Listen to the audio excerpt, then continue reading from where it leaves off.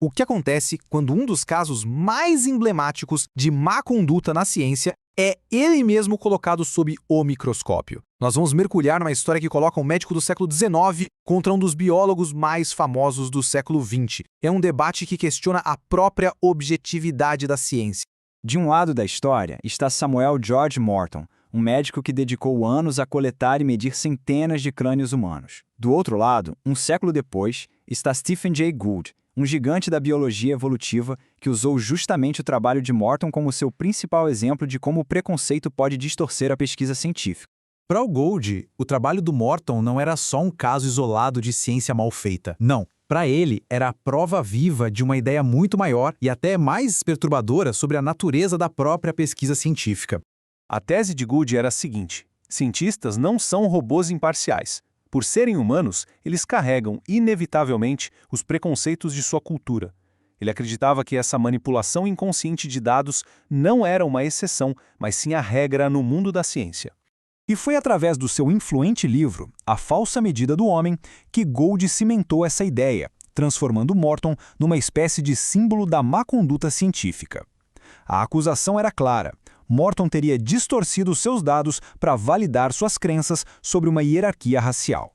Certo, mas como exatamente o Morton teria manipulado a pesquisa dele? As acusações de Gould se baseavam em alegações bem específicas. Vamos dar uma olhada nas principais.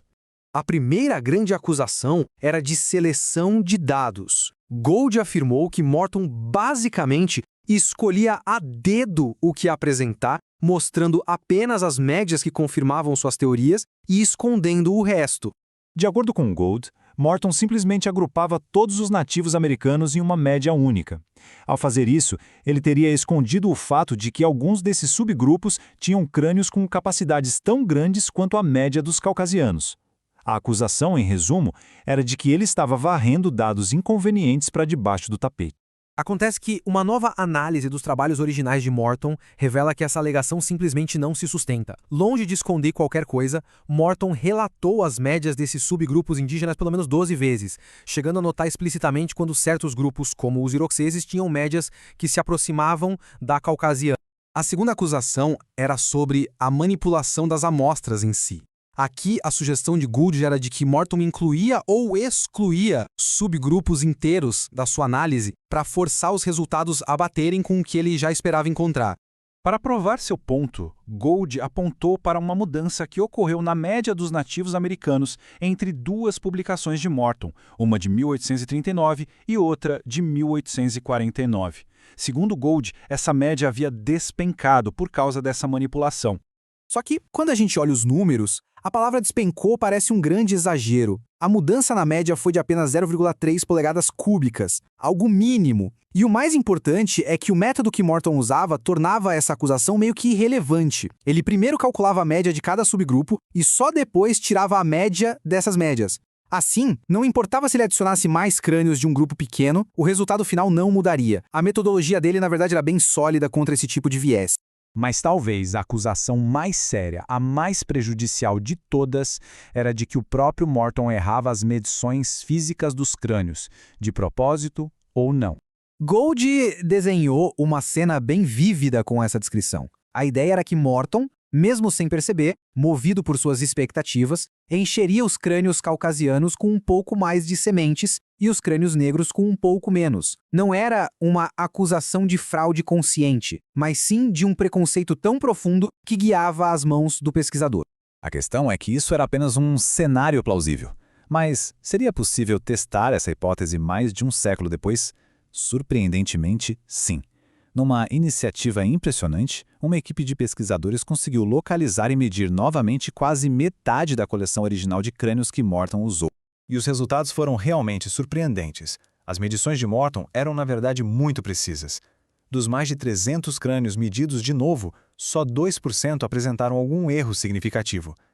E aqui vem a maior ironia de todas. Os poucos erros que existiam iam na direção oposta do suposto preconceito. Morton, na verdade, havia superestimado o tamanho de alguns crânios não brancos. Isso, na prática, refuta a acusação mais grave feita por Gould. Os dados mostram que, na hora de medir, Morton era um cientista meticuloso e não alguém cujos preconceitos estavam, literalmente, distorcendo os resultados. E é nesse ponto que a história dá uma virada bem interessante.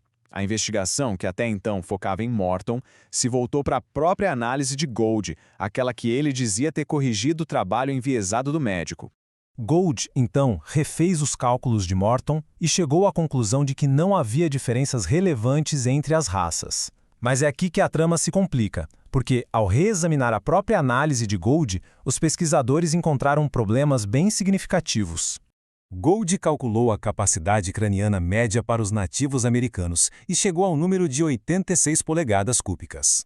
No entanto, foi descoberto que ele aplicou uma regra para excluir alguns crânios, uma regra que só foi aplicada a esse grupo específico. Se essa regra arbitrária for removida, o valor correto fica mais próximo de 83. Ou seja, a própria análise de Gould estava distorcendo os dados.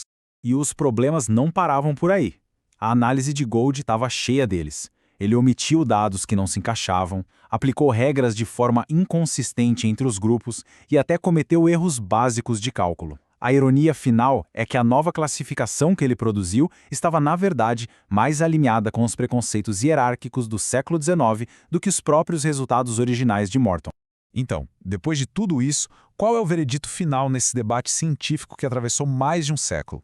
A conclusão da reanálise é bastante clara. A maioria das grandes críticas de Gould contra Morton não se sustenta. Embora Morton fosse sem dúvida um homem de seu tempo, com visões que hoje consideramos racistas, ele foi um cientista cujo método rigoroso parece ter impedido que seus preconceitos pessoais contaminassem seus dados de forma significativa. No fim das contas, o caso Morton Gould nos ensina uma lição irônica e poderosa. A história talvez não seja sobre um cientista preconceituoso do século XIX, mas sim sobre como a busca apaixonada por provar a existência de um preconceito pode, ela mesma, levar a uma ciência enviesada.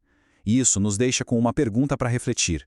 Na nossa ânsia de corrigir os erros do passado, será que estamos sempre nos certificando de que nossos próprios métodos são tão rigorosos quanto aqueles que estamos criticando?